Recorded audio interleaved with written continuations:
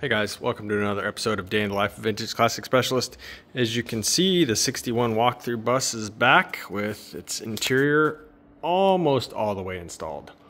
The one panel that was missing that was supposed to be overnighted and show up today, I haven't seen it. It was supposed to come directly to me and I don't know where it is. I don't have it. So hopefully tomorrow we'll see. And then Octavio and his team can go ahead and install that. But let's look at the rest of the interior here because damn, it looks good. Let's start with the front here. So you can see the kick panels there, all installed, look amazing. There's the fuse box right there.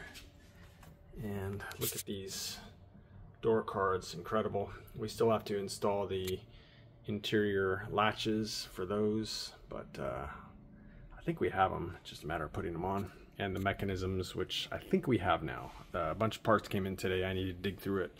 So hopefully tomorrow all that stuff can go on. But yeah, just incredible. These buses are so beautiful. And this color combination, the two-tone gray with sealing wax red and the white, I mean, it's unbelievable. Wait till all the seats go in this thing. So let's take a look back here in the cargo area, see what we got. Again, it's just gorgeous, gorgeous, gorgeous. Let me go ahead and crawl in here so you can see this up close a little bit better.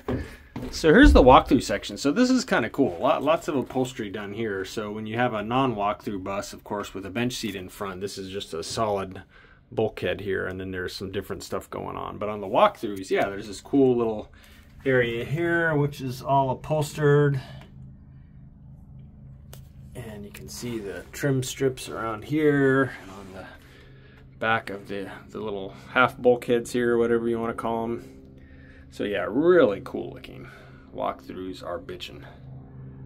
So there you go. Now, I always mention Octavio and his team. These guys are the best. I mean, look at that stitching. If I can get it to focus. I don't know if that's focused or not, but if you can see that stitching there, it's just amazing. These guys, their work is so good. All the way down there. Look at that. Boom. So in the back here, we've got the long panel, of course, on this side, the driver's side, where there's no doors that open.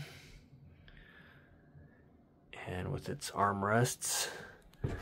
And then the carpet in back. So Octavio, they actually make this rear carpet with the edging on it and everything. The ones that you can buy, the carpet kits for these, they never fit quite right. They're okay, but you know, a lot of times there'll be like a little gap here, you know, or back there or something. They just don't fit right. But since these guys custom make it, they pretty much trim it exactly the size of the exact bus that it's going in versus like some generic one that, you know, kind of fits but kind of doesn't on an individual bus. But this is made for this bus, so it is perfect all the way around, as is everything else. And you can see the jail bars in there. We had put those in previously, but I never get tired of looking at them. They're super cool. So yeah, here's the two cargo doors there. Their handles and mechanisms installed. So again, hopefully this panel comes tomorrow and that can be popped in pretty easily. One more armrest goes right there for the back seat. So let me climb out of here before I get claustrophobic. So another big thing that happened today, this bus came back, was the owner wanted safari windows in it. This was not originally a safari window bus. And so there's supposed to be some brackets in here, not surprisingly, to hold part of the safari latch mechanism. So there's this piece here in the center, and then there's one on each A-pillar here and over there. Those are what the rods that actually hold the safari windows up when you open them up attached to those. So each safari window has one on each side there. So those were not in, and the bus, of course, was painted.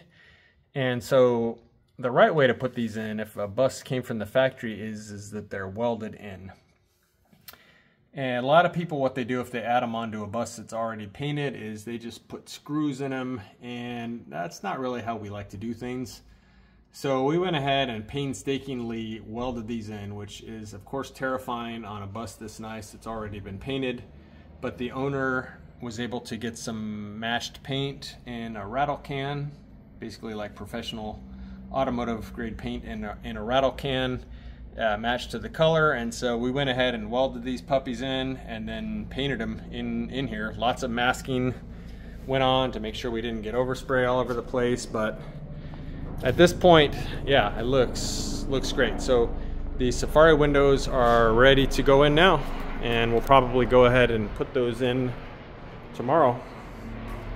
So those are kind of the major things that happened to this bus today. The owner actually wants to take the bus on by Sunday for the owner. So the client who we're building this for, he's actually building it or having it built for his client, and he's wanting to sort of roll this thing out on Father's Day, which is this coming Sunday. So we're going to push hard here the next couple days, Thursday and Friday, and see how much we can get done.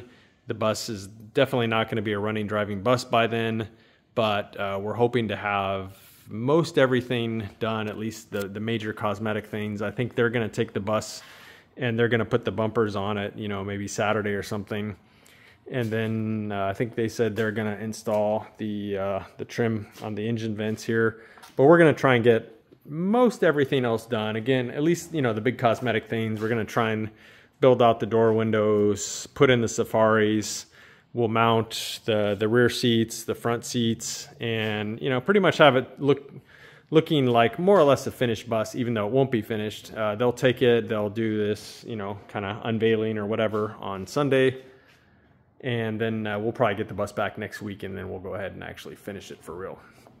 So there you go. That's the update on this guy. The other thing that happened today was more work on the 55 oval. So the front beam, as you know, I took it off yesterday. At least if you watch the channel regularly, you know that this came off yesterday. Came off pretty easy. This morning I just kind of cleaned the arms, cleaned the steering box. All that stuff looks pretty nice. Again, it all came off without much drama. The back of this car, though, I don't think has ever been apart. Remember, this car is on a 62 chassis, and I don't think the back of this car, the spring plates and torsion bars, has ever been apart. It fought me like all day, and they're still not apart. So basically, the spring plates are pretty much stuck on the torsion bars, and the torsion bars also seem to be stuck in the middle of the car. So there's splines on the outside of these where the spring plate goes, and then there's spline on the inside where they of course attach to the chassis. And usually like one side or the other will come apart when you try and pry out this spring plate after you remove its retainer. These things are not budging, and I've been using enormous pry bars. I've been using heat. I've been using an impact gun, like you would use for like a ball joint with a blunt tip on it, and you know, hitting on there with that to try and cause some vibration. Been using Aerocroil, which is a really good kind of like nut buster, one of those type of things. They haven't budged, so I'm just gonna hose them down again before I leave tonight and hope that maybe that stuff, Aerocroil, will work its magic overnight. But yeah, pretty weird for those to not come apart with that much force and heat and abuse that I put on them. But yeah, we'll get them, but they are not coming easily. So the reason this is coming apart is, as I mentioned, is this is going to get adjustable spring plates in the back, so old ones got to come off. Anyhow, so yeah, that fought me. No fun. And the poor Gia pretty much sat here neglected today, so we'll get back to it maybe tomorrow or by the end of the week, do a few things on it. And yeah, that is it for today, guys. So thank you for watching, and we'll see you again tomorrow. Good night.